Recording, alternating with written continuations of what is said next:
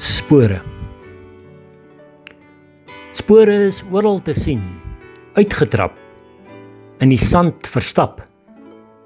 Ons sien hulle rondom lê, vir ons om rigting te hê. Voor die hoë berge staan, kyk ons op na spore wat daar oorgaan. Het al almal veilig geloop, of is party aan dood uitverkoop? Iemand moet hul tog beskerm, liefderyk oor hul ontferm. As ek opkyk na die berg so hoog, sien ek ferm spore in sand geloog.